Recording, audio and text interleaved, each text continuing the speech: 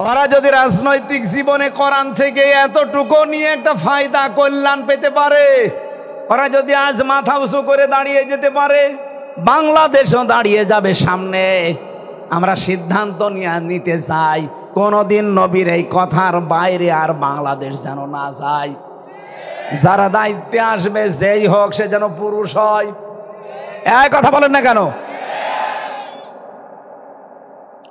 পুরুষ হলে কিছু না কিছু হয়, তার প্রমাণ ডক্টর মোহাম্মদ ইউনূস। দুই নবীর নাম নিয়েছে, মোহাম্মদ আর ইউনূস। কি খেলা দেখিয়েছে কালকে, দেখিয়েছেন দাদা পর্যন্ত হাত জোড় করে আছে।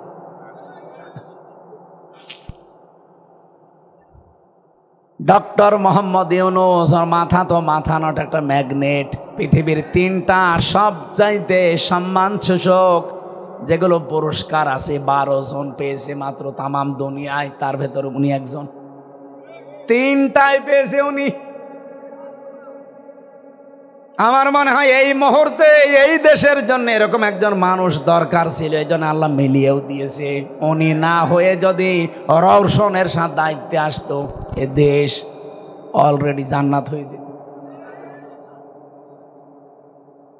কি বিরোধী দলীয় নেত্রী পেয়েছিলাম আমরা, বাবা শাহজালাল, সব হালাল।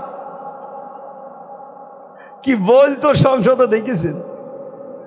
অবৈধভাবে একটা সুখ ভোগ করেছেন, একটার জন্য 70টা অপমান আপনার জন্য রেডি হয়ে আছে।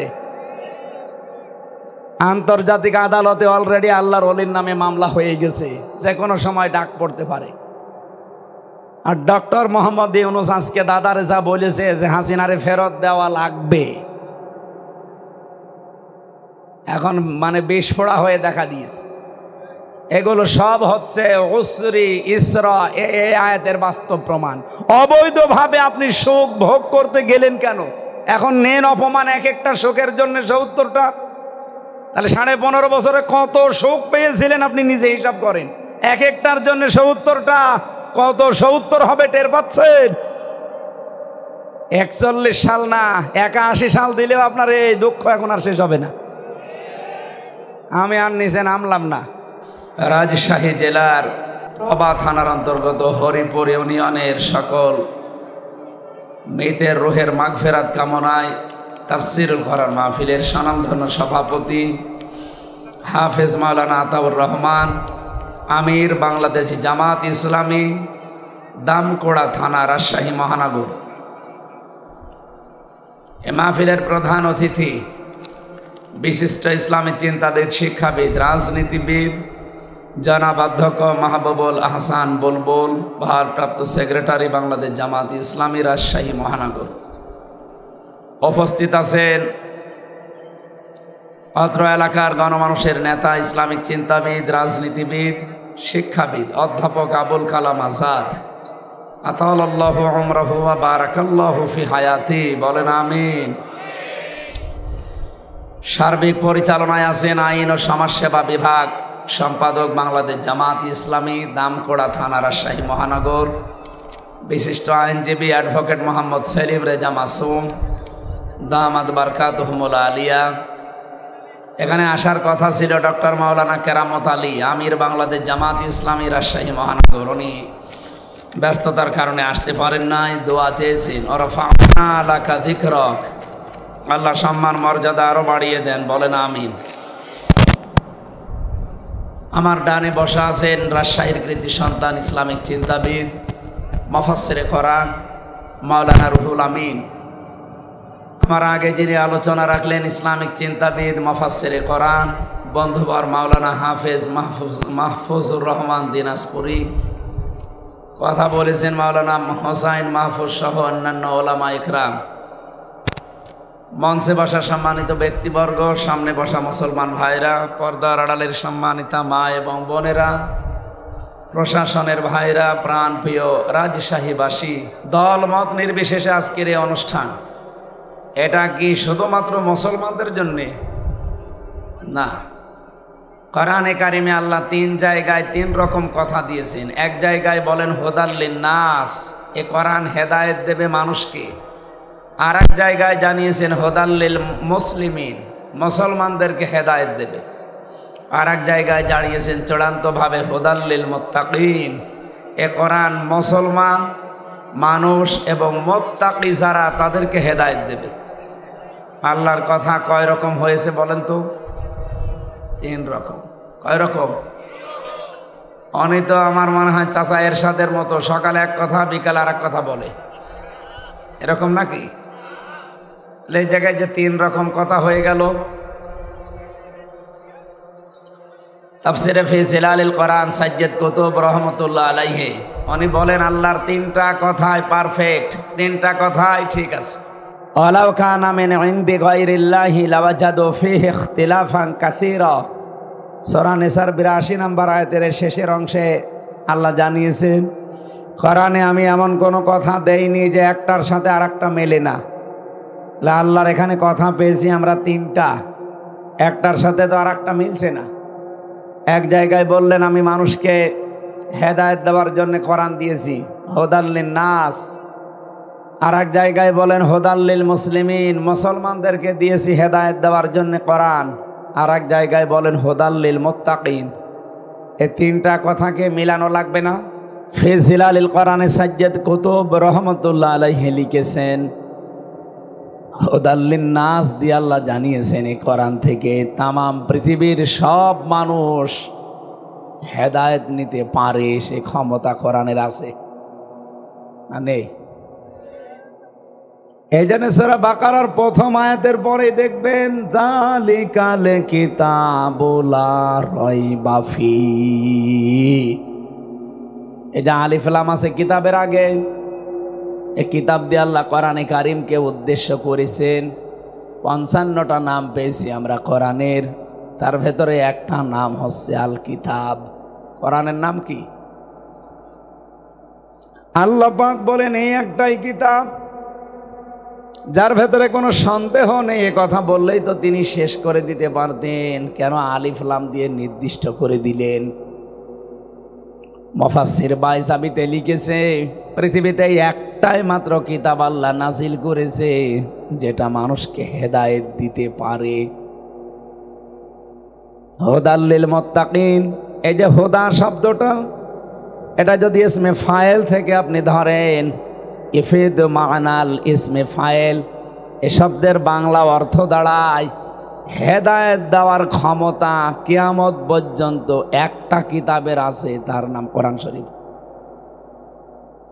এজন্য কিতাব বলা হয় কোরআনকে, আর যা আছে দুনিয়ায় সব এই কিতাবের ব্যাখ্যা।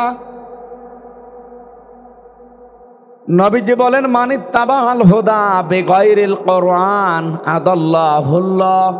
তিরমিজি শরীফের হাদিস। আপনি যদি হেদায়েত পাওয়ার জন্য কোরআন বাদে কোনো জায়গায় ধর্ণা দেন, আপনার নিয়ত যদি ভালো থাকে, আল্লাহ নিজে দায়িত্ব নিয়ে আপনাকে গোমরা বানিয়ে দেবে। রাজশাহী বাসী শব্দের দিকে খেয়াল করেন, আদাল্লাহ ইউদিল্লু, এটা বাবে ইফআল থেকে এসেছে। যদি দল্লা শব্দ দিতেন সলাসি মুজাররদের কায়দা, তাহলে বাংলা অর্থ আসতো আপনি নিজেই নিজেকে গোমরা বানিয়ে ফেলেছেন। আদাল্লাহ বাবে ইফআল থেকে আসার কারণে বাবের খাসিয়াত আছে প্রায় 9টা। আমি 43টা বাব একেবারে সূরা ফাতিহার মতো মুখস্থ করেছিলাম এবং প্র্যাকটিক্যালে মিলিয়েছিলাম কোরআন আর হাদিসের সাথে। আমি এই 9টা খাসিয়াতের ভেতরে প্রথম পেয়েছি এটা আদাল্লাহ ইউদিল্লু। এর বাংলা অর্থ প্রথমেই দাঁড়াবে আল্লাহ নিজে আপনাকে দায়িত্ব নিয়ে খারাপ গোমরা বানিয়ে দেবে। এবার আমার প্রশ্ন, পৃথিবীতে হেদায়েত দেওয়ার একচ্ছত্র মালিকানা হামজার। আপনি কি ঘুমাচ্ছেন? কার নাম বললাম? আমার হাতে ক্ষমতা আছে, আপনি কিছু জবাব দিচ্ছেন না। হেদায়েত দেওয়ার একচ্ছত্র মালিকানা কার? আরো জোরে বলেন। উনি যদি বলেন যে আমি নিজে ধরে গোমরা বানিয়ে দেব, কোন বাবা আছে আপনার হেদায়েত দিতে পারে? সুতরাং আজকের এই ময়দানে যারা এসেছেন, এটা রেকর্ড হচ্ছে, সারা পৃথিবীতে বাংলা ভাষাভাষী মানুষ শুনবে। সবাইকে উদ্দেশ্য করে বলছি, সিদ্ধান্ত নেওয়া লাগবে কঠিন ভাবে। বাংলাদেশে যেই পীরের দরবারে কোরআন নেই, কোরআনের কর্মসূচি নেই, ওই দরবার যদি আমার বাবাও কায়েম করে আমি ওই দরবারে নেই। ওখানে যদি আমি ভালো হওয়ার নিয়তেও থাকি আমাকে খারাপ বানাবে কে? এটা যে হয় বাংলাদেশের প্রমাণ পেয়েছেন কুষ্টিয়ার লালনের মাজার। মানুষ কিন্তু ভালো হওয়ার নিয়তে যায়, কিন্তু কোরআন সেখানে নেই, কোরআনের কর্মসূচি চলে না। এই জন্য হাজারো মানুষের রাজশাহী, চাঁপাইনবাবগঞ্জ, নওগাঁ থেকে যায়, বউ ছেলে মেয়ে সব নিয়ে যায়। তো ভালো হওয়ার পরিবর্তে আরো খারাপ হয়। আগে গাঁজা খেত না, এখন গাঁজা খায়। আগে বিড়ি সিগারেট বুঝতো না, এখন বিড়ি খায়। ওকে ভালো হয়েছে না খারাপ হয়েছে? ওকে খারাপ বানিয়েছে কে? কেন? কোরআন যেখানে নেই তুই গেলি কেন? এক কথা বলছে না কেন? আর একটু সামনে যাই, আমি বললাম জবাব দেওয়া লাগবে। 48,000-এর উপরে বাংলাদেশে এখন সরকারি জরিপে দরবার আছে। হাতে গোনা কয়েকটা বাদ দিয়ে অধিকাংশ জায়গায় আপনি কোরআনের কোনো নিয়ম পাবেন না। ওর বাবারা যে নিয়ম বানিয়েছে ওইটা চলে। এই জন্য অধিকাংশ জায়গায় দেখি মানুষ ভালো হওয়ার নিয়তে যায়, কিন্তু খারাপ হয়ে যায়। আল্লাহ নিজে তাদেরকে খারাপ করে দিয়েছে সেখানে কোরআন না থাকার কারণে। যদিও তার নিয়ত ভালো ছিল, কিন্তু কোরআন নেই, আপনি গেলেন কেন? বাংলাদেশে যেই রাজনৈতিক দলের কর্মসূচিতে কোরআন নেই, ওই দল যদি আমার বাবাও প্রতিষ্ঠাতা, তারপরও আমি ওই দলে নেই। এটা মানতে পারবেন? কারণ হাত তোলেন তো। আন্দাজে হাত তুলবেন না ভাই।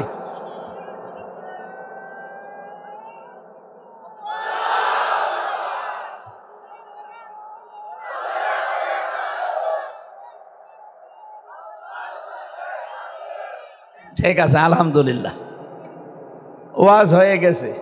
এবার আমরা মোনাজাত করে দিই। না মানে আবার কি ওয়াজ করব? যারা আলেম বসে আছে জিজ্ঞাসা করেন, এরপরে আর কোনো ওয়াজ আছে? কোরআন যেই দলে নেই, ওই দল যদি আমার বাবাও তৈরি করে আমি ওই দলে নেই। তাহলে এই দেশে কোরআন আছে যেই দলে, হেদায়েত পাওয়ার জন্য যাওয়া লাগবে সেই দলে। আপনি এবার মিলান তো 9টা কর্মসূচি মেনে এই দেশে সর্বপ্রথম যে 9 দফা, তার প্রথম দফায় আপনি কোরআন পড়েছেন কয় আয়াত, বুঝে পড়েছেন না বুঝে পড়েছেন এটা লেখা লাগবে। 1 মাস পরে এটা আবার দেখানো লাগবে যে এই দেখেন। এরকম দল বাংলাদেশে নেই। এরপরেও যদি বলে হুজুর আমি বুঝি না, এদিকে আসে, কানের নিচে এমন জোরে 2টা দেব সব বুঝে ফেলবেন। আশা করছি আপনি বুঝেছেন। 49টা এখন নিবন্ধিত দল, কিন্তু যেই দলটা নিবন্ধিত ছিল অবৈধভাবে তারা নিবন্ধন বন্ধ করে দিয়েছে। আমরা চাই এই দলেরও নিবন্ধন ফিরিয়ে দেওয়া। এক কথা বললেন না? অবৈধ সরকারের সব কিছুই ছিল অবৈধ। কি কথা বলেন না কেন?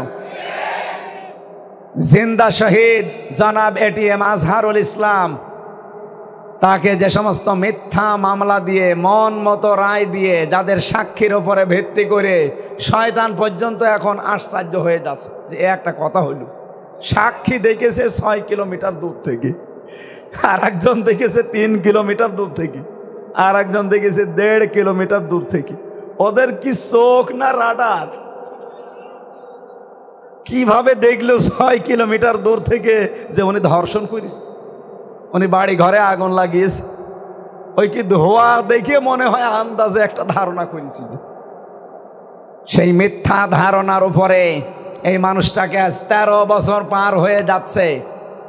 এখনো পর্যন্ত অনেকে বাঙালিকে হাইকোর্ট দেখাচ্ছে যে না ওনার সাজা হয়ে গেছে, তো এই জন্য ওনারে জামিন দেওয়া যাচ্ছে না। এই কথা যে বিয়াদবগুলো বলে, বাংলাদেশে তারেক জিয়ারও তো সাজা হয়েছিল 8 বছর। এই কথা বলেন না কেন? সে জামিন পায় কি করে? তার স্ত্রী ডাক্তার জোবাইদা, তার 3 বছর সাজা হয়েছিল, সে জামিন পায় কি করে? ম্যাডাম খালেদা জিয়ার সাজা হয়েছিল 6 বছর, সে জামিন পায় কি করে? তারা যদি জামিন পেতে পারে এটিএম আজহারুল ইসলামও জামিন দেওয়া লাগবে। এই এপ্রিলের 22 তারিখে ডেট আছে, বাঙালিকে আর হাইকোর্ট দেখাবেন না। আমাদের ধৈর্যের বাঁধ কিন্তু শেষ হয়ে গেছে। আমিরে জামাত ডক্টর শফিকুর রহমান হাফিজাহুল্লাহ যে ঘোষণা দিয়েছিলেন, আপনাদের কথা মতো কিন্তু আমরা কিছু করি নাই। 22 তারিখেও যদি টাল বাহানা করেন, হাইকোর্ট যদি আর দেখাতে চান বাঙালিকে, কোনো হাইকোর্ট সুপ্রিম কোর্ট দেখা হবে না। এক দফা এক দাবি, এটিএম আজহারুল ইসলামকে 22 তারিখে ছেড়ে দেওয়া লাগবে। এই কারা কারা চান এটা দেখি?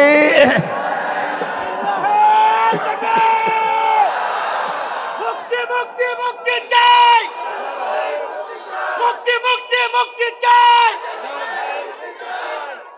লিল্লাহে তাকবীর, লিল্লাহে তাকবীর। মুক্তি মুক্তি মুক্তি চাই। ঠিক আছে ভাই, রাজনৈতিক গন্ধ খুঁজবেন না। অনেকে এই কথা বলছে কয়েকদিন যে ওনার সাজা হয়ে গেছে, তাহলে বাকিগুলোরও তো সাজা হয়েছিল।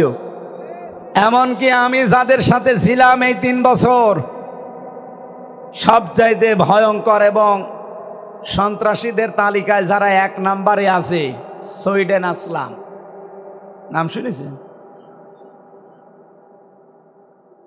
আসলাম ভাই নামে একটা সিনেমা আছে না, নায়ক মান্নার। আপনারা তো মনে করছেন হুজুর কিছু জানে না। উনি আমার একদিন রাতের বেলা এসে আমরা বলছে, হুজুর কে আপনি? আসরের নামাজ পড়ার সঙ্গে সঙ্গে সব তালা লাগিয়ে দেয়, আর আপনি রাত 9টায় এসেছে। বলছে আমি সুইডেন আসলাম। আমি বলছি ভাই কি বলবেন বলেন। মানে আমি সব ভুলে গেছি। ওরে বাবা, এই লোকটার নাম আমি আজ 3 বছর শুনছি। চেহারা দেখলে আপনি যত বড় সাহসী মানুষ হন, 1 গ্লাস পানি খাওয়া লাগে।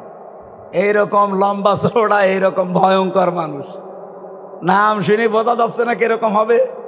সুইডেন ওনার জীবনী নিয়ে সিনেমা বানিয়েছে আসলাম ভাই। উনি 27 বছর পরে পরে বের হলো।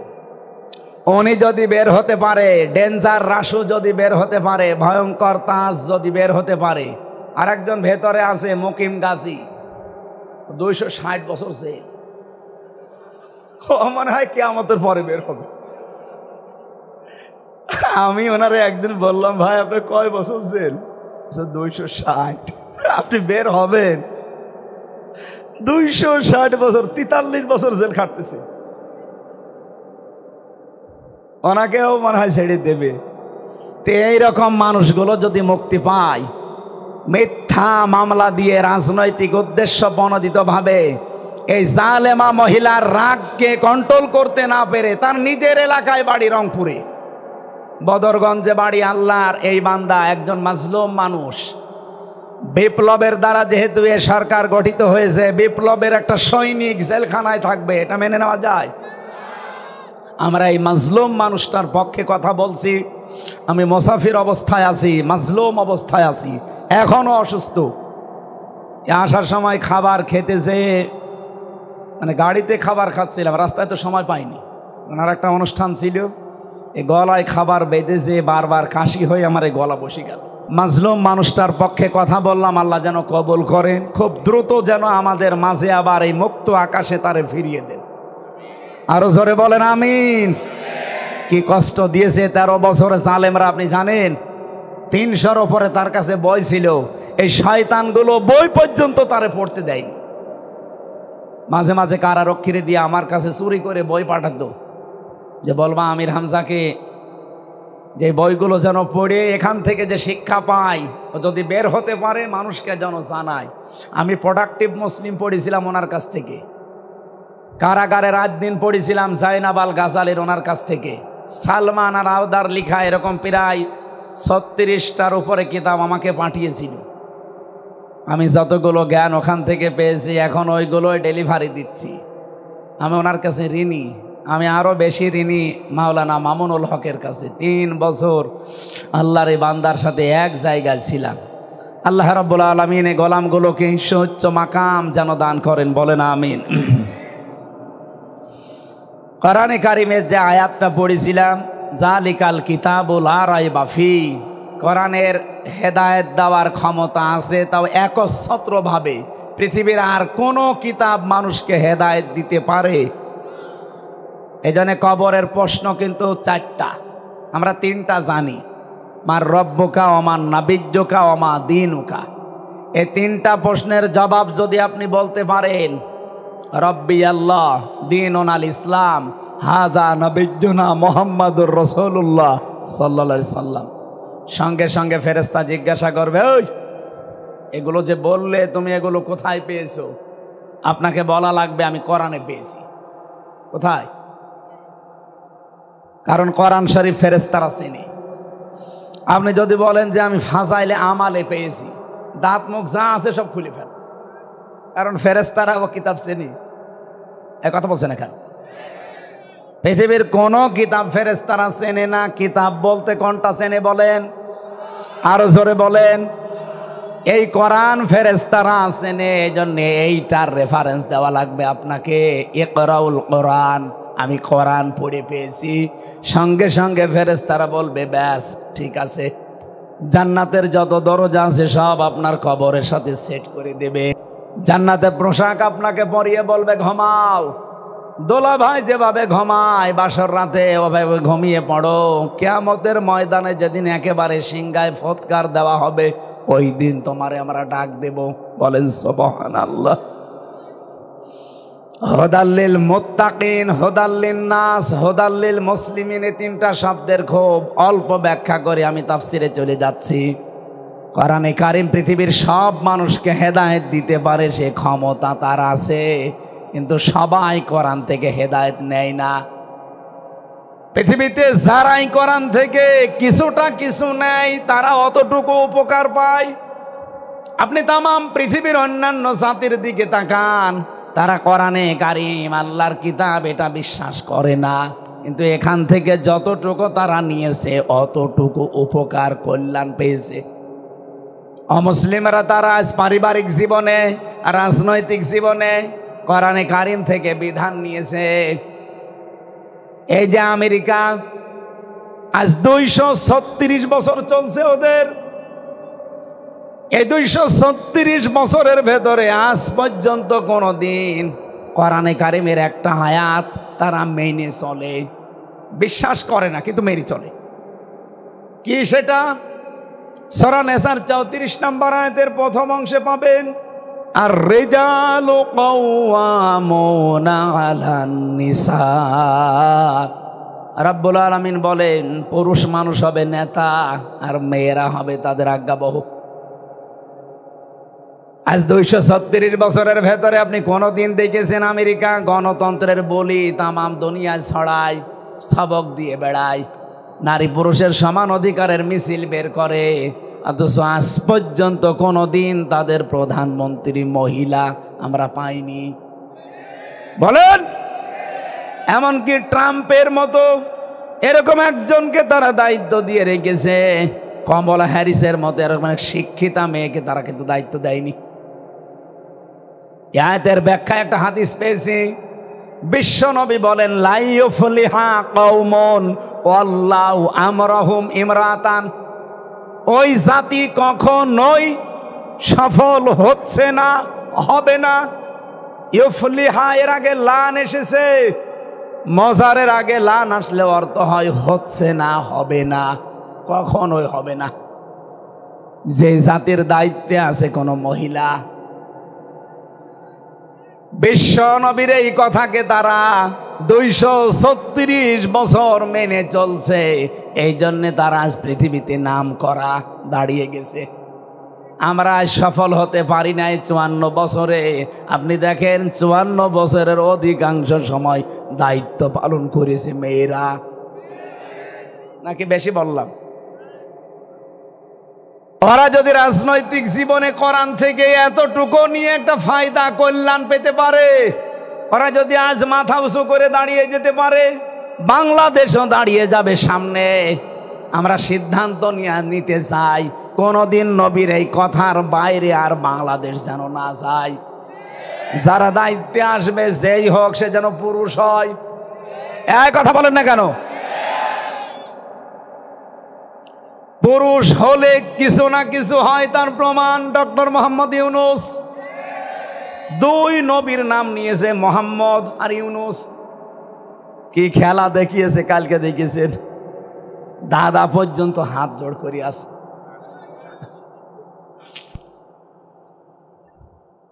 ডক্টর মোহাম্মদ ইউনূস, আর মাথা তো মাথা নট, একটা ম্যাগনেট। পৃথিবীর 3টা সবচাইতে সম্মানসূচক যেগুলো পুরস্কার আছে 12 জন পেয়েছে মাত্র তামাম দুনিয়ায়, তার ভেতর উনি একজন। 3টাই পেয়েছে উনি। আমার মনে হয় এই মুহূর্তে এই দেশের জন্য এরকম একজন মানুষ দরকার ছিল, এই জন্য আল্লাহ মিলিয়েও দিয়েছে। উনি না হয়ে যদি রওশনের সাথে দায়িত্বে আসতো, এ দেশ অলরেডি জান্নাত হয়ে যেত। কি বিরোধী দলীয় নেত্রী পেয়েছিলাম আমরা, বাবা শাহজালাল, সব হালাল। কি বলতো সংসদে, দেখেছেন?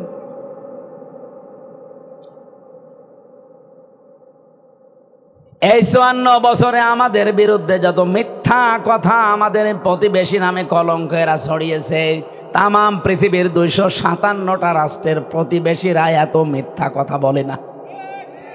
ভয়েস অফ আমেরিকা, মাইক্রোসফট, এরা রিপোর্ট দিচ্ছে তামাম পৃথিবীতে সবচাইতে বেশি মিথ্যা কথা বলে ইন্ডিয়া। তাহলে এই 54 বছরে আমাদের বিপক্ষে যারা কথা ছড়িয়েছে তামাম দুনিয়ায়, এদেশে নাকি সংখ্যালঘু নির্যাতন হয়, এই মিথ্যা কথা বলে বলে তামাম দুনিয়ায় আমাদের কালার করেছে এই দাদারা। এই কথা বলেন না কেন? প্রতিবেশী প্রতিবেশীর মতো থাকবেন, কারণ প্রতিবেশী তো পাল্টানো যায় না।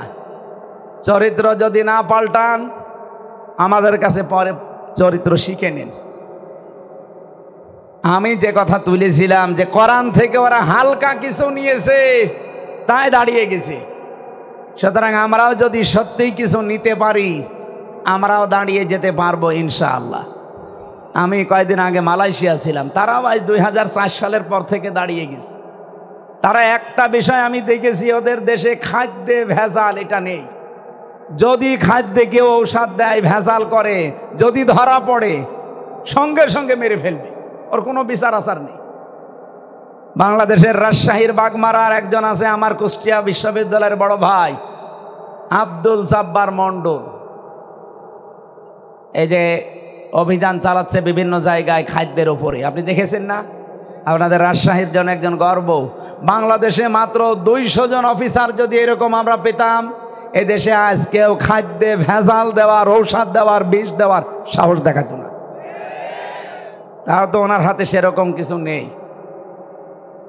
আমরা চাই অন্যান্য যারা আছেন, বিশেষ করে ম্যাজিস্ট্রেট, সবগুলো যেন আব্দুল জব্বার মন্ডলের মতো হয়।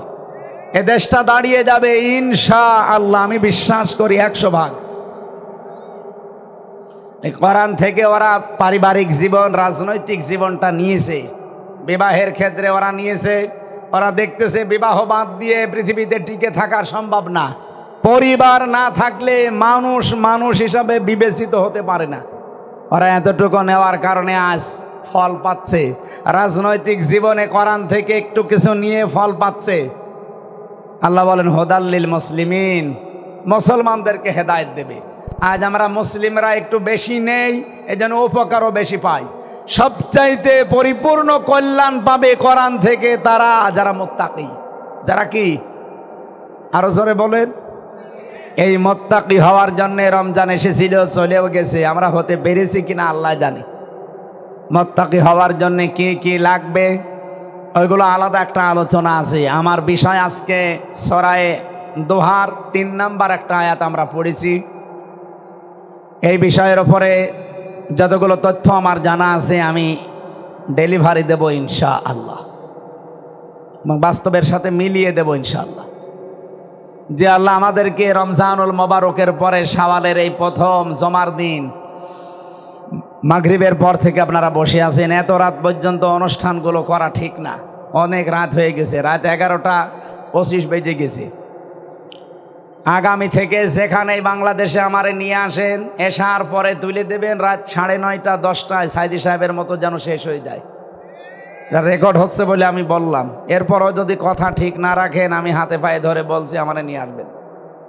কারণ আমি কিছুদিন আগে 9-10 দিন হাসপাতালে ভর্তি হয়েছিলাম। ডাক্তার আমারে বলেছে যা টর্চার হয়েছে, আর আমি নিজেও তো জানি 3 বছরে আমার শরীরের 1 ইঞ্চি জায়গা নেই যেখানে জালেমরা টর্চার করে না। মাথার চুল পর্যন্ত ওরা শেষ করে দিয়েছিল। এই জন্য শরীর সেরকম ভালো না, এখনো স্বাভাবিক হয়নি, আর এগুলো হতে সময় লাগবে। 3 বছর তো আর খাবার খাইনি, কি খাওয়িয়েছে আল্লাহ ভালো জান। এই জন্য রাত জাগা আমার একেবারেই নিষেধ। বারবার ডাক্তার যত দেখালাম, কত জায়গায় যে ডাক্তার দেখিয়েছি এই বের হওয়ার পর থেকে, প্রত্যেকের একই কথা, রাত জাগবেন না। রাত জাগলে আপনার মাথার যে এক অংশে একটু সমস্যা দেখা দিয়েছে এটা আরও বেড়ে যাবে। যেন রাত 10টার পরে ঘুমিয়ে পড়বেন। অথচ আজকে এমন একটা কথা আপনারা এখানে মানে তোলার কথা এখানে এসার পরে, কিন্তু আর এক জায়গায় দিয়ে আমরা আটকে রেখেছিল। আমি ওখানে আসর থেকে মাগরিব করে চলে আসবো, এখানে এসার পরে ওটা ঘন্টাখানেক পরে বাড়ি চলে যাব না, ওখানে সেই আসরের পর থেকে আটকিয়ে রাত 9টায় তুললে ওই জায়গায়। রাজশাহীতে আর আসা যাবে না। গরু দিয়ে আপনি চাষ করে খাবেন, গরুই যদি মরে যায়, অন্তত আমি কিছুদিন বেঁচে থাকি নাকি। আগামী থেকে ভোলটা আর করেন না ভাই, আপনার হাতে পায়ে ধরে বলছি, যেখানেই নিয়ে আসবেন রাজশাহী, চাঁপাইনবাবগঞ্জ, আর আজ সর্বোচ্চ 8:30টায় তুলে দেবেন। আমি 9টা-10টার ভেতরে মাহফিল শেষ করে দেব ইনশাআল্লাহ। আমরা সব বাদ দিয়ে দিলাম, কোরআনে কারিম থেকে আমরা আরম্ভ করছি। সূরা দোহা 3 নম্বর আয়াত পড়েছি। রব্বুল আলামিন বলেন, মা ওয়াদ্দাআকা রব্বুকা ওয়া মা ক্বালা। উসুলে তাফসিরের মূল নীতি 15টা। কোন আয়াত থেকে তাফসির করতে হলে তার আগের আয়াত, পরের আয়াত, আগের সূরা, পরের সূরার সাথে সম্পর্ক কি আছে, এর সাথে রিলেটেড কি আছে, ওই বিষয়গুলো আগে জানা লাগে। ওগুলো যদি না বলি, আপনি একেবারে আয়াত পড়লাম তাফসির করে দিলাম, আপনি বুঝবেন না, ঘুলিয়ে যাবে। এই জন্য আগের আয়াতে কি আছে, পরের আয়াতে কি আছে, আমরা আগে মিলাবো। যেহেতু ভালোভাবে সবগুলো একাধারে বলতে গেলে আমি নিজেও আর সময় কভার করতে পারবো না, 12টায় শেষ করবো আশা করছি। আপনারা তাফসিরে ফি জিলালিল কোরআন আর ইবনে কাসির এই দুইটা একটু বাংলায় দেখে নেবেন, এইগুলো পেয়ে যাবেন। আমরা এবার মূল কথায় যাচ্ছি। 40 দিন একাধারে ওহী বন্ধ ছিল নাজিল হওয়া। কয়দিন? 40 দিন বন্ধ হওয়ার পরে নবীজি চিন্তায় পড়ে গেলেন। বিশ্বনবী অসুস্থ হয়ে পড়েছিলেন, কয়েকদিন তিনি তাহাজ্জুদের নামাজও পড়তে উঠতে পারেননি। হযরত জুনদুব রাদিয়াল্লাহু তাআলা আনহু উনি বর্ণনা করেন, নবীজির আপন চাচি উম্মে জামিল এই মহিলা বিশ্বনবীকে ডাক দিয়ে বলে, মুহাম্মদ, তোমার শয়তান তোমাকে ত্যাগ করেছে। বলেন নাউজুবিল্লাহ।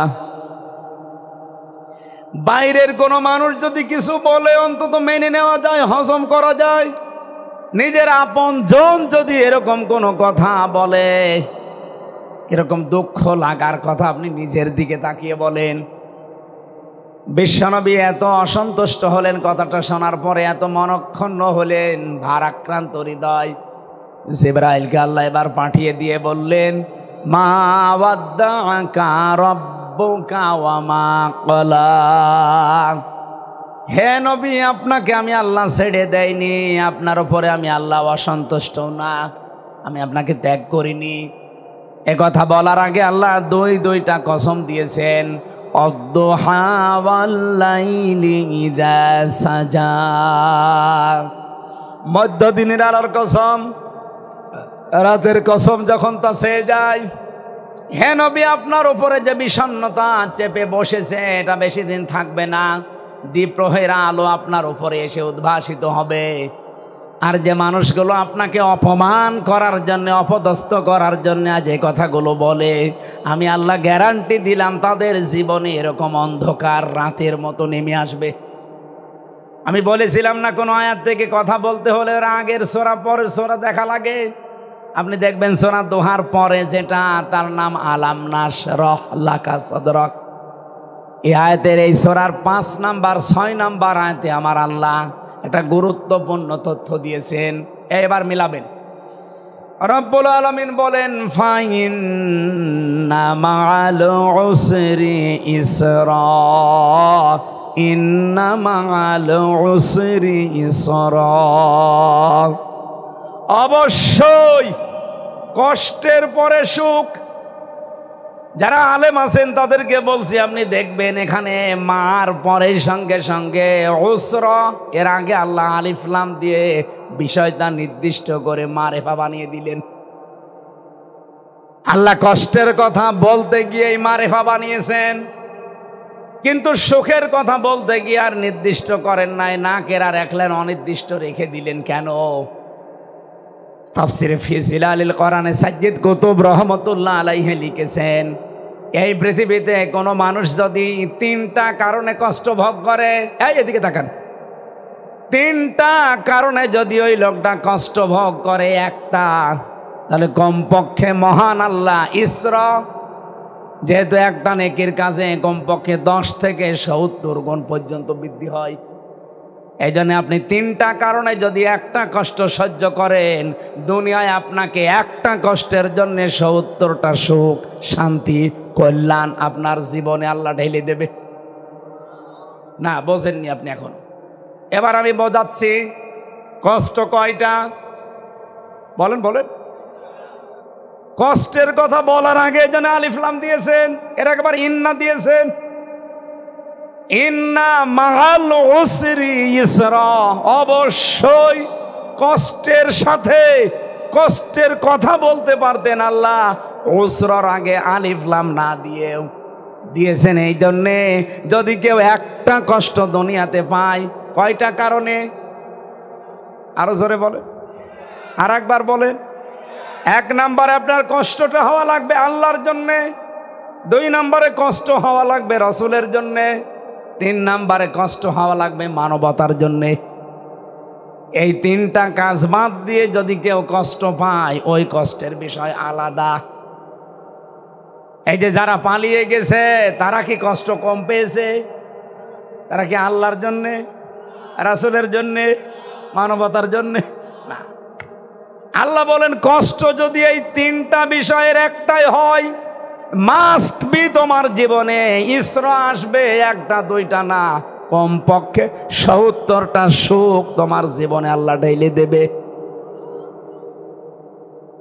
সিস্টেম অফার পৃষ্ঠায় দেখুন, আপনি যদি অবৈধভাবে কোনো সুখ দুনিয়াতে একটা ভোগ করেন, তাহলে অবশ্যই আপনার জীবনে 70টা দুঃখ, অপমান, অকল্যাণ আল্লাহ নিজে পাঠাবে।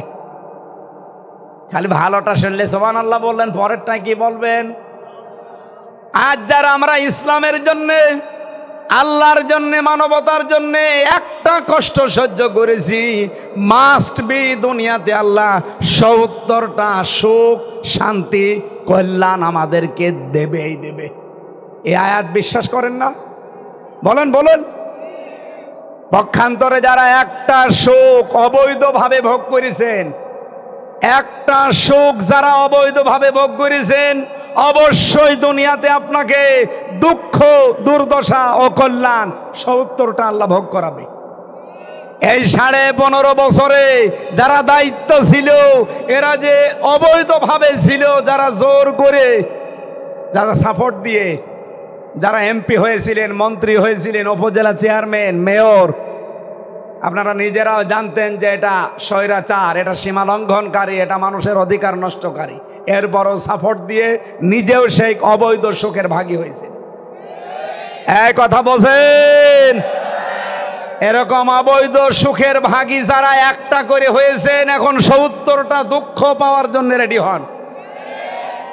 আর এগুলো তো আমরা দেখতে পাচ্ছি, খাপের খাপ মমতাজের বাপ মিলে যাচ্ছে।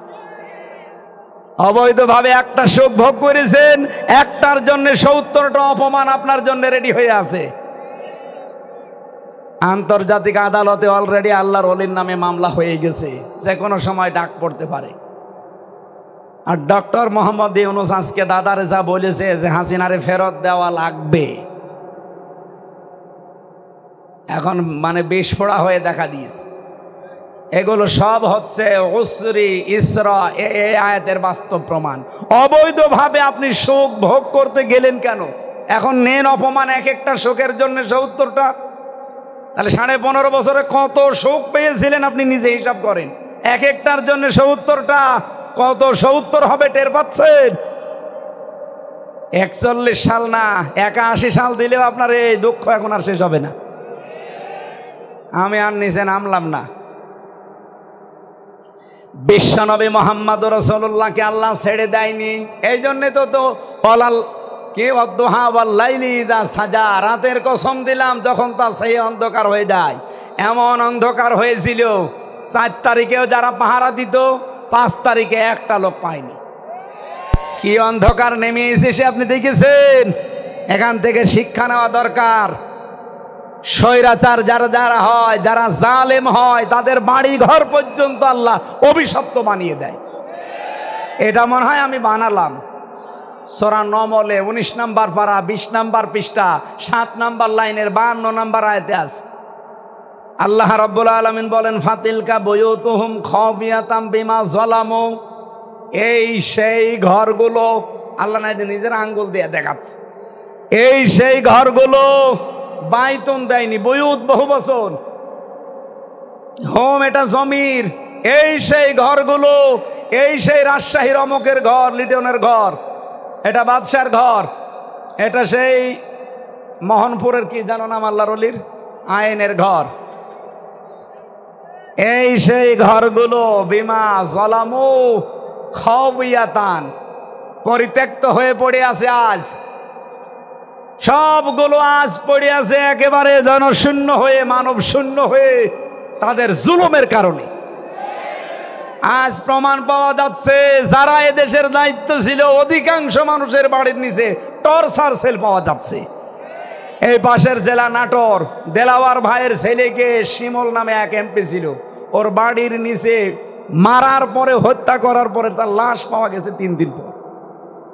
প্রত্যেকের বাড়ির নিচে এরকম অবস্থা ছিল। এই জন্য তাদের বাড়ি ঘর আগস্টের 5 তারিখের পরে আল্লাহ সব গায়েব করে দিয়েছে। সূরা নাম 7 নম্বর পারা 12 নম্বর পৃষ্ঠা 4 নম্বর লাইনের 45 নম্বর আয়াতের প্রথম অংশে আছে, ফাকুতিয়া দাবিরুল কওমিল্লাযিনা যালামু। জালেমদের শিকড় কাটা হয়ে গেছে। কেটেছে কে? ওই কতিয়া, এটা মজুল, এর ফাইল জানা নেই। কে কেটেছে কেউ জানে না। আপনি দেখেন সারা বাংলাদেশে জালেমদের বাড়ি ঘর। আমার কুষ্টিয়ার দিকে তাকান, ইনোর বাড়ি আর হানিফের বাড়ি, পায়খানার ইট পর্যন্ত খুলে নিয়ে চলে গেছে। এমনকি পায়খানার প্যানও নেই, প্যানও খুলে নিয়ে চলে গেছে। অথচ 5 তারিখের আগে ঘরের দাপট ছিল কি গো? এখন আর দাপট নেই। আবার দ্বিতীয়বার এই যে ফেব্রুয়ারির 5 তারিখে আজাবুল বুলডোজার নাজির হয়েছিল না, আজাবুল বুলডোজার এসে যা বাকি ছিল ও একেবারে মিশে গেছে। এই জন্য যে সমস্ত জায়গায় জুলুম হয় ওই জায়গাগুলো আল্লাহ অভিশপ্ত করে দেয়। আমার মনে হয় এই 32 নাম্বার তার ভেতরে হবে। তাছাড়া এভাবে মিশে গেল কি করে? আল্লাহর কোরআন তো আর মিথ্যা হওয়ার কথা না। বিমা যালামু, এই জুলুমের কারণে খাওয়াতান, এগুলো সব আমি জনশূন্য করে দেব। তাই হয়ে গেছে। এ পর্যন্ত বলে যদি আল্লাহ শেষ করে দিত আমি আয়াতই পড়তাম না। এরপরে আমাদের জন্য ইন্না ফি যালিকা লা আয়াতাল লিকাওমিন ইয়ালামুন, লামে তাকিদ। আল্লাহ বলেন অবশ্যই এর ভেতরে শিক্ষা আছে তোমাদের জন্যে, যারা বোঝো, যারা জানো, যারা জ্ঞানী। আমরা যদি সত্যি জ্ঞানী হয়ে থাকি, আগামী থেকে যে মানুষগুলো লাফাচ্ছেন যে তাড়াতাড়ি আমাদের চেয়ার দেন, কি করবেন চেয়ার? 15 বছরে তো চেয়ারের পায়াও পাননি, হঠাৎ আপনি এত পাগল হয়ে গেলেন কি করে যে চেয়ার চাই, চেয়ার চাই? কি করবেন চেয়ার নিয়ে? আজকে ফজু পাগলা নামে একটা লোক আছে কিশোরগঞ্জের, ফজু পাগলা যে স্ট্যাটাস দিয়েছে যে ভারতের সাথে, নরেন্দ্র মোদীর সাথে যাই করেন না কেন কিছু মানি না, নির্বাচন দিন, তাড়াতাড়ি ক্ষমতা হস্তান্তর করেন। ক্ষমতা কি আপনার বাবার নাকি? একটা ট্রাক সরাতে পারেন না আর এখন ক্ষমতা নেবেন মানে? যেভাবে চলছে চলুক, আগে সংস্কার হবে, পরিবর্তন হবে। এই 1628 জন যারা দায়িত্বে ছিল, একটা জালেম আর জালেমের দোসর যেন চেয়ারে না থাকে। তারপরে নির্বাচন। কিসের নির্বাচন এখন? সেই ডিসি ওই ডিসি আছে, শুধু কুড়িগ্রাম থেকে রাজশাহী এসেছে, এই পরিবর্তন। আমরা চাই এশিয়ার গুলোতে এই জালেম এবং জালেমদের দোসর এই 15.5 বছরে যারা একটাও যেন না থাকে, সব পাল্টানো লাগবে। আমির জামাত ডক্টর শফিকুর রহমানের এই একটাই ঘোষণা, এই কথা বলছে না কেন? এটা না দিয়ে আবার দেবেন, এই দিনের ভোট রাতে হয়ে যাবে। এক লোক বিবাহ করে কেবল বাসর রাতে বউ রেখে বিড়ি খেতে গেছে বাইরে, হঠাৎ করে স্বামীর বোন এসে বলছে, ভাবি তুমি কি করবা জানি না, আমার কিন্তু ভাতিজা চাই। ঠিক আছে, আমার সময় দিবা না? কিছুক্ষণ পরে এসেছে এই বরের ভাই, বলছে, ভাবি কি করবা জানি না, আমাদের কিন্তু ভাতিজা চাই, ছেলে হোক মেয়ে হোক আমাদের লাগবে। ঠিক আছে, তোমার ভাই তো এখন বাইরে, সময় দিবা না? কিছুক্ষণ পরে দাদি শাশুড়ি এসে বলছে, নাতি বউ কি করবা জানি না, আমাদের কিন্তু পুতি চাই।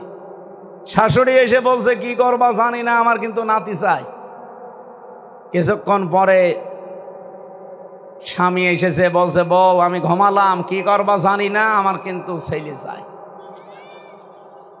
বলছে, তোমার বংশ কি সব পাগলের বংশ? কেবল বিয়ে হয়েছে আর তুমি বিড়ি খাওয়ার জন্য বাইরে, আর এখন ঘুমিয়ে পড়বা? কেউ চায় নাতি, কেউ চায় পতি, কেউ চায় ভাতিজা, আমি কি ডাউনলোড করে নিয়ে আসবো? আমার 10 মাস 10 দিন সময় দেওয়া লাগবে না? এক কথা বলছে না কেন?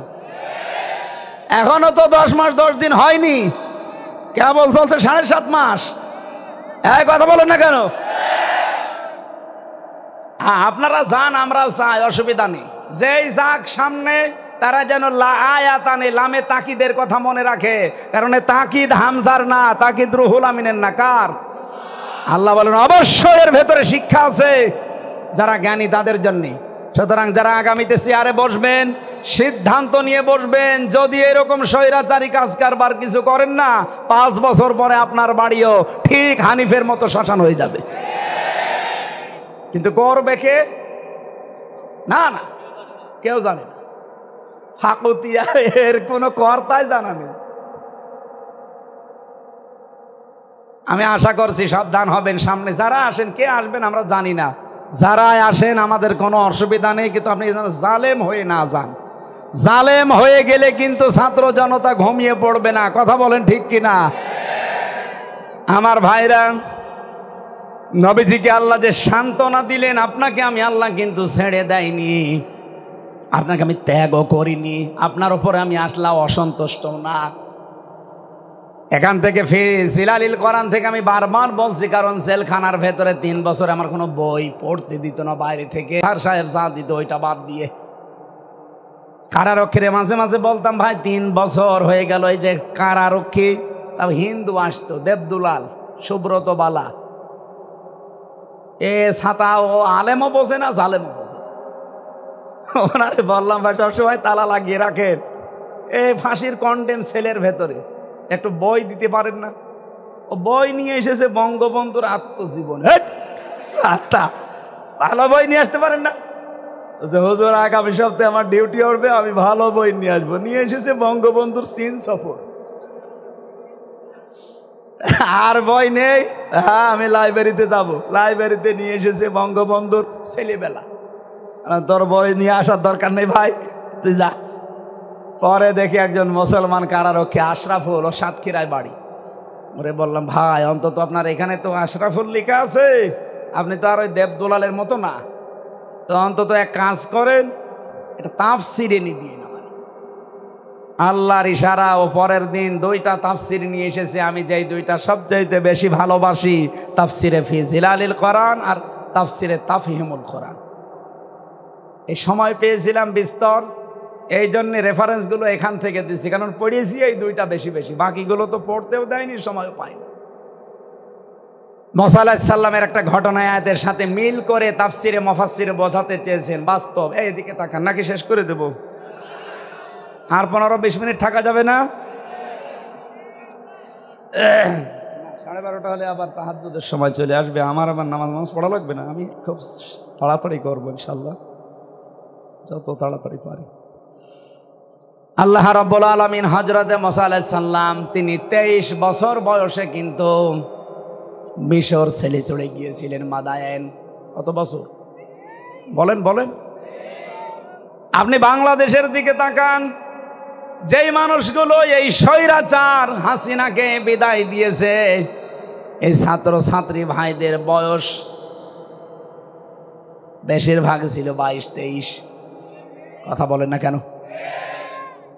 হযরত মুসা যখন ফিরে আসলেন মিশরে, সঙ্গে সঙ্গে আমার আল্লাহ ডাক দিয়েছেন, ওয়া আনা খাতারতুকা ফাসতামি' লিমা ইউহা। হে মুসা, তোমাকে আমি আমার আল্লাহর জন্য, আমি নিজের জন্য নির্বাচিত করেছি, মনোনীত করেছি, তোমাকে আমার জন্য আমি বানিয়েছি। ইন্নানি আনাল্লাহ, অবশ্যই আমি আল্লাহ, লা ইলাহা ইল্লাহু, আমি ছাড়া কেউ নেই, ফাবুদনি, আমার ইবাদত করো, ওয়া আকিমিস সালাতা লিযিকরি, আমার স্মরণের জন্য নামাজ পড়ো। চলছিল বেশ কয়েকদিন এভাবে। আল্লাহ রাব্বুল আলামিন সঙ্গে সঙ্গে তাকে ডাক দিয়েছেন, ইযহাব ইলা ফিরআউনা ইন্নাহু তাগা। হে মুসা, ফেরাউনের কাছে যাও, সে তগুত হয়ে গেছে। কি হয়েছে বলেন বলেন? সে সীমা লঙ্ঘন করে ফেলেছে, তার কাছে যাও। এই যে এর আগে যে সরকারটা ছিল, তারাও কিন্তু তগুত হয়ে গিয়েছিল। কারণ তগুত হওয়ার জন্য প্রথম 2টা কাজ করা লাগে। 1 নম্বরে, নিজে আল্লাহর বিধান মানে না, অন্য কেউ মানবে, মানতেও দেয় না। এরকম করেছিল না দেশে? নিজেরা আল্লাহর বিধানগুলো মানতো না, কেউ মানবে, মানতেও দিত না। 2 নম্বরে, জনগণকে কষ্ট দেওয়ার জন্য তাগুত সরকার মন মতো আইন বানায়, বিধান বানায়।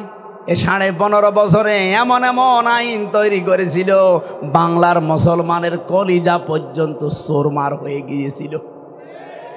আপনি যতগুলো ব্যবস্থা আছে, শিক্ষা বলেন, অর্থনীতি বলেন, বিচার ব্যবস্থা বলেন, প্রশাসন বলেন, যত ব্যবস্থা আছে সবগুলোতে তারা হাত দিয়ে দিয়ে আইন তৈরি করে করে ধ্বংস করে দিয়েছে সবগুলো। হযরতে মুসা আলাইহিস সালাম বললেন, রব্বুল আলামিন, তুমি আমাকে এমন এক জায়গায় পাঠাচ্ছ যে তাগুত, স্বৈরাচার, এর কাছে তো এমনি যাওয়া যাবে না। তোমার কাছে আমি প্রথম একটা জিনিস চাই, সেটার নাম হচ্ছে এলেম। নাম কি? তিনি বললেন, রব্বি জিদনি ইলমা, হে আল্লাহ, তুমি আমার জ্ঞান বৃদ্ধি করে দাও। তাহলে স্বৈরাচারের মোকাবেলায় হযরতে মুসা প্রথম কি চেয়েছিলেন? আরো জোরে। 2024-এ বাংলাদেশের দামাল ছেলে মেয়েরা স্বৈরাচারের মোকাবেলা করার জন্য কি চেয়েছে? বলেছিল না কোটা না মেধা? বলেন বলেন, মেধার নাম কি? তারা যখন জ্ঞান পেয়েছে, মেধার মূল্য চেয়েছে, তখন তাদের নামে এমন একটা শব্দ লাগিয়েছে, স্বৈরাচার, তার নাম দিয়েছে রাজাকার। এরা রাজাকার শব্দ পেয়ে স্লোগান আরম্ভ করেছে, তুমি কে, আমি কে। কে বলেছে? কে বলেছে? হযরতে মুসা বললেন, আল্লাহ, আমি জ্ঞান পেয়েছি, কিন্তু আমি আর একটা জিনিস চাই, আমি এখন সাহস চাই, শক্তি চাই। রব্বিশরাহ লি সাদরি ওয়ায়াসসির লি আমরি, ইলা আখিরি আয়া। হে আমার বক্ষকে প্রশস্ত করে দাও, আমাকে শক্তি সাহস বৃদ্ধি করে দাও। আপনি 15.5 বছরে বিএনপির মতো এত বড় দল, জামাতের মতো এত বড় দল, আরো বড় বড় রাজনৈতিক দল, স্বৈরাচারের একটা চেয়ারের পায়া 1 ইঞ্চি নড়াতে পারে নাই, অথচ এরা খালি হাতে, এদের বুকের ভেতরে আল্লাহ এত সাহস দিয়েছিল, প্রশাসনের সামনে নিজের বুক পর্যন্ত দিয়ে তারা পাহাড়ের মতো দাঁড়িয়েছিল। 3 নম্বরে আমি কোরআন থেকে পেয়েছি, তিনি বললেন, হে আল্লাহ, শুধু আমি সাহস পেলে হবে না, আমি যে কথা ফেরাউনের কাছে বলবো, এই কথাকে সাই দেওয়ার জন্যে আমার একটা সহযোগী লাগবে। তুমি আমাকে এমন একটা বক্তা দাও, যে বক্তার কথা হবে প্রাঞ্জল, স্পষ্ট ভাষী, কারণ আমার তো জহব্বা ছোট। وهارون وأخي هارون هو أفصح مني لسانا فأرسله معي يرد أن يصدقني সূরা কসসের ভেতরে আছে, তিনি বললেন আমার ভাই হারুনকে আমার সাথে সঙ্গী সাথী সহযোগী বানিয়ে দাও। আমি স্বৈরাচারের সামনে যে আমার ভাইকে দিয়ে কিছু কথা বলাতে চাই, কারণ তার কথাগুলো বোঝা যায় স্পষ্ট প্রাঞ্জল ভাষী। তার মানে বোঝা যাচ্ছে এই দেশে যারা একামতে দিনের দায়িত্ব পালন করছেন, আপনাদেরকে এই জাতির সামনে উপস্থাপন করতে হলে আপনারা যদি কথা বলার মতো ওই জায়গায় না থাকেন, এমন এমন বক্তা আপনাদের পেছনে থাকা লাগবে যে বক্তাদের কথা স্পষ্ট প্রাঞ্জল ভাষী। তার ভেতরে রুহুল আমিন একজন। এইরকম রুহুল আমিন বাংলাদেশে যত হাজার হাজার আছে, আজ তাদেরকে আমার মনে হয় কাজে লাগানোর সময় এসেছে। কারণ মুসা আলাইহিস সালাম যে সত্য নবী ছিলেন, তিনি যে সঠিক ছিলেন, হক ছিলেন, সেটা সুন্দরভাবে উপস্থাপন করার জন্য রুহুল আমিন দরকার আছে না নেই? এই জন্য বাংলাদেশে এখন বক্তাদেরও এই ভাষায় কথা বলা লাগবে, যেমন বলেছিলেন হযরতে মূসা। শুধু এতটুকুই শেষ না, 3-4 নম্বরে তিনি বলেছিলেন আল্লাহ আমরা ঐক্য চাই, আমি ঐক্যবদ্ধ একটা শক্তি চাই। আজ বাংলাদেশের দিকে তাকালে আমি এটা 100 মিলাতে পেরেছি। স্বৈরাচার পতনের জন্যে ছোট ছোট বাচ্চারা, শুধুমাত্র 14 দল বাদ দিয়ে বাংলাদেশের সব ছাত্র ছাত্রী এক হয়ে গিয়েছিল। কিসের ছাত্র দল, কিসের ছাত্র শিবির, কিসের ছাত্র মৈত্রী, কিসের ছাত্র ইউনিয়ন, 1 থেকে শুরু করে মাস্টার্স পর্যন্ত যারা আছে সব হয়ে গিয়েছিল এক। কথা বলে না কেন? এই জন্য আজও সময় এসেছে, বাংলাদেশকে পৃথিবীতে যদি দাঁড় করাতে চান, স্বৈরাচার মুক্ত যদি এই পৃথিবীতে বাংলাদেশ উপহার দিতে চান, আগামীতে কোনো স্বৈরাচার যেন মাথা চাড়া দিয়ে উঠতে না পারে, এটা যদি দেখতে চান, দলাদলি পালাপালি লাফালাফি সব বাদ, সব এখন এক হওয়া লাগবে। যদি আবার ভুল করেন 100 বছরের সুযোগ আর আসবে না। শেষে বালির টিরাকে নড়াতে আর পারবেন না কিয়ামতের আগে। 5 নম্বরে আমি পেয়েছিলাম হযরতে মূসা ডাক দিয়েছি, আল্লাহ আমি শুধু ঐক্য চাই না, আমি সরঞ্জাম চাই, আমার কিছু সরঞ্জাম দাও, আমি এই স্বৈরাচারের সামনে যাব। আল্লাহ পাক বলেন যাও, তোমাকে আমি লাঠি দিলাম। অমা তিলকা বিয়ামিনিকা ইয়া মূসা, আমার হাতে কি? লাঠি। এটা লাঠি, শুধু লাঠি না, ছেড়ে দাও। তিনি লাঠি ছেড়ে দিয়ে কি হয়েছিল? এখানে লাঠির ভেতরে আমার আল্লাহ এমন শক্তি পাওয়ার ক্ষমতা দিয়েছেন, স্বৈরাচারের যত শক্তি ক্ষমতা আছে সবগুলো ধ্বংস করার শক্তি ওই লাঠির ভেতরে ছিল। বাংলাদেশের 18 কোটি মানুষ আমাদের উচিত হবে এমন এমন লাঠি 18 কোটি মানুষের 36 কোটি হাঁটি থাকা লাগবে। যদি কোনো স্বৈরাচার মাথা ছাড়া দিয়ে উঠতে চায়, মূসা নবীর মতো লাঠি ব্যবহার করা লাগবে। এটা আমাদের পূর্বপুরুষ যারা তারা দেখিয়ে গেল। এই যে আবু সাইদ, হাতের ভেতরে কি ছিল? এই কথা বলছে না কেন? আপনি দেখেননি? তামাম দুনিয়া এটা দেখেছে, যখন গুলি লাগতেছে তারপরও লাঠি ছাড়ে নাই। এ লাঠি বলতে শুধু হাজে আবু সাইদের বাঁশের লাঠি না, এমন এমন লাঠি তৈরি করা লাগবে। বাংলাদেশে যে অ্যাটম বম নেই,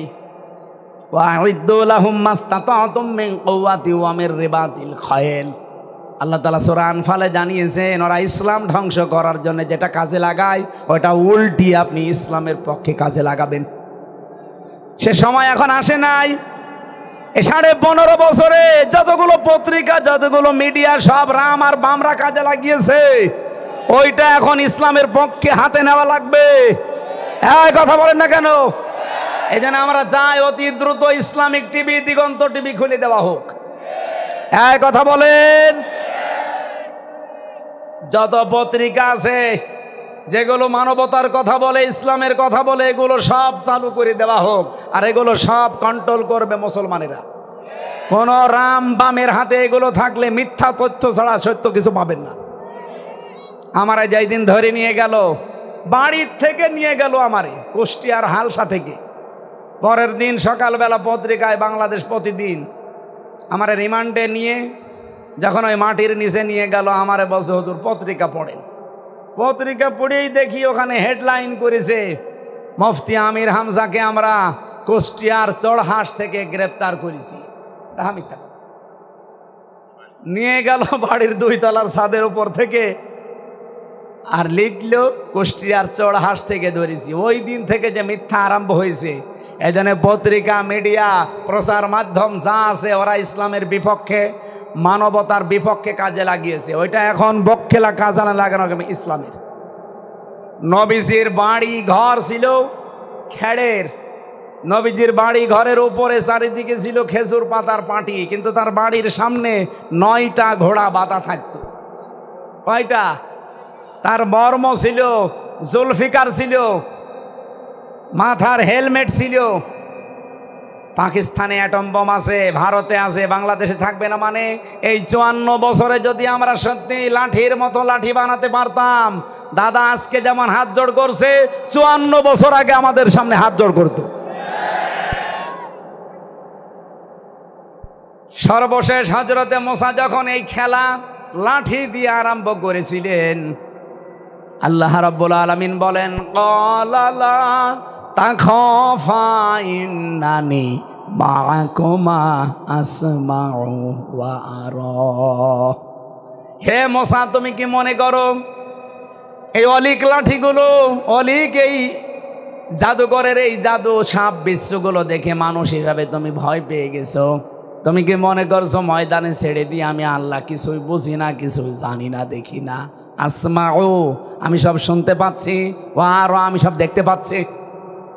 মুসা আলাইহিস সালামকে যদি আল্লাহ হাজার হাজার বছর আগে এই কথাগুলো জানাতে পারে, মুসা নবী যা চেয়ে নিয়েছিলেন ওগুলো আমার নবী চাওয়া লাগে নাই, চাওয়ার আগে আল্লাহ নিজেই তাকে দিয়ে দিয়েছেন। 2 নম্বরে হযরতে মুসা যেটা বলেছিলেন, রব্বিশরাহ লি সাদরি, আমার বক্ষকে উন্মুক্ত করে দাও, আমাকে সাহস দাও, শক্তি দাও, এটা তিনি চেয়েছিলেন। আর আমাদের নবী মুহাম্মদুর রাসূলুল্লাহকে আমার আল্লাহ নিজে এটা উপহার দিয়েছেন।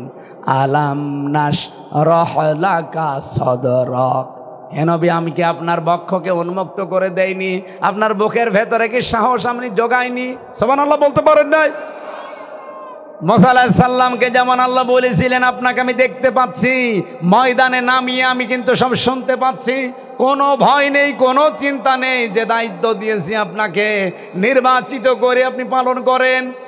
আমাদের নবী মুহাম্মদুর রাসূলুল্লাহকে আল্লাহ এই কথাই জানিয়েছিলেন 1500 বছর আগে। এই আয়াত যেহেতু এখনো কোরআনে আছে, নবীর উম্মত এখন আমরা যারা 100% খাঁটি উম্মত, কোনো ভয় করবেন না, কোনো চিন্তা নেই। আল্লাহ আমাদের ছেড়ে দেয়নি, আমাদের আল্লাহ ভুলেও যায়নি, আমাদের ওপর আল্লাহ অসন্তুষ্ট না। ওয়ালাল আখিরাতু খায়রুল লাকা মিনাল উলা, আমাদের পূর্বের চাইতে সামনে ভালো। এ গ্যারান্টি দিচ্ছে কে? আরো জোরে বলেন। সামনে আমাদের জন্য দিন অপেক্ষা করছে, সুতরাং সেই দিন দেখার জন্য আমরা আশায় আছি। এখন যদি আমরা ভুল করি কোনো সিদ্ধান্ত নিতে, আমি বললাম না 100 বছর পিছিয়ে যাবেন, এই জন্য আর ভুল করা যাবে না। আল্লাহ আমাদের ওপর অসন্তুষ্ট না, আমাদেরকে ছেড়েও দেয়নি। অবশ্যই দিন দিন এই দেশ সামনে মালয়েশিয়া, সিঙ্গাপুরের মতো দাঁড়িয়ে যাবে। সিঙ্গাপুর ওরা মাছ বিক্রি করে খেত, কারণ চারিদিকে ওদের সাগর দেখলাম, শুধু একটা দ্বীপ। তারা যদি দাঁড়িয়ে যেতে পারে মালয়েশিয়ার মতো, মা এই বাংলাদেশের 5 ডবল বড় দেশটা, খালি পাম গাছ আর পাহাড়, এরা যদি দাঁড়িয়ে যেতে পারে তাদের সততার কারণে, এই দেশটাও দাঁড়িয়ে যাবে ইনশাআল্লাহ। আল্লাহ আমাদেরকে ছেড়ে দেয়নি ভাইরা, ভুলেও যায়নি। আমরা শুধু আমাদের যে ইমানের দাবি আছে, 1 মাস রোজা রেখে যে অর্জন করলাম তাকওয়া, এটা আমরা কাজে লাগাই। সামনে 12টা পার হয়ে গেছে, আমি আর কথা বলতে চাচ্ছি না। এখনও যে তথ্যগুলো লিখেছিলাম 1-1.5 ঘন্টা লাগবে সব বলতে গেলে। আমার তাহাজ্জুদ, ফজরের নামাজ, কালকে আবার মাহফিল 2টা আছে। আজকের মতো আমি শেষ করে দিলাম, আমিন। আমার লিখিত জেলখানায় বই আছে, 2টা বই পারিবারিক জীবন নিয়ে লিখেছিলাম, গাড়িতে আছে, যদি পারেন নিয়েছেন। আল্লাহুম্মা আমিন। লা ইলাহা ইল্লা আনতা সুবহানাক ইন্নী কুনতু মিনাজ জালিমিন। আল্লাহুম্মা গফিরলি ওয়ারহামনি ওয়াহদিনি ওয়াফিনি ওয়ারযুকনি ইয়া রাব্বাল আলামিন। আল্লাহ তাআলা আমার কণ্ঠটা তুমি ছেড়ে দাও, কোরআনের সঠিক কথাগুলো বলার জন্যে যে কণ্ঠ দরকার, স্বাস্থ্য দরকার, আমারে ভিক্ষা দাও। এ মাহফিলের বিশাল আয়োজনে যারা শ্রম দিল আল্লাহ তাদের শ্রমগুলো কবুল করে নাও। সেলিম রেজা মাসুম ভাইকে মেহেরবানি করে মঞ্জুর করো আল্লাহ। মাহফিলের প্রধান অতিথি আল্লাহ আমাদের অভিভাবক জনাব অধ্যক্ষ মাহবুবুল আহসান, আল্লাহ তোমার এই গোলামকে তুমি দিনের একামতে দিনের জন্য কবুল করো। ডক্টর মাওলানা কেরামত আলী সহ যত অতিথি এখানে বসে আছে, অধ্যাপক আবুল কালাম আজাদ ভাই, মাওলানা রুহুল আমিন, হাফেজ মাওলানা মাহফুজুর রহমান হোসাইন সহ হাফজুর রশিদ সহ যত আলেম এসেছে, আলেমদেরকে আলেম হিসাবে মেনে নাও। যত মানুষ আমরা বসে আছি, মা বোনেরা আছে পর্দার আড়ালে, খাদিজার মতো আয়েশার মতো তাদেরকে বানিয়ে দাও। আল্লাহ মা ওয়াদ্দাআকা রাব্বুকা ওয়া মা ক্বালা, এই আয়াতটা তুমি আমাদের জীবনে বাস্তবে রূপ দেওয়ার তৌফিক দাও। ওয়ালাল আখিরাতু খায়রুল লাকা মিনাল উলা, এই আয়াতটা আমরা সামনে দেখতে চাই। মেহেরবানি করে তুমি বাংলাদেশকে এই আয়াতটা দেখিয়ে দাও। এলাকায় মাটির নিচে যারা ঘুমিয়ে আছে কবরগুলো জান্নাত বানিয়ে দাও। আগামীতে এই মাহফিলটা কোরআনের জন্য বিশাল আকারে তুমি মঞ্জুর করো। কণ্ঠে আমার মারাত্মক ব্যথা করছে আল্লাহ, কণ্ঠটা তুমি মেহেরবানি করে ছেড়ে দাও। আলহামদুলিল্লাহি রাব্বিল আলামিন। মরণ আসলেই যেন পড়তে পারি লা ইলাহা ইল্লাল্লাহু মুহাম্মাদুর রাসূলুল্লাহ। আসসালামু আলাইকুম।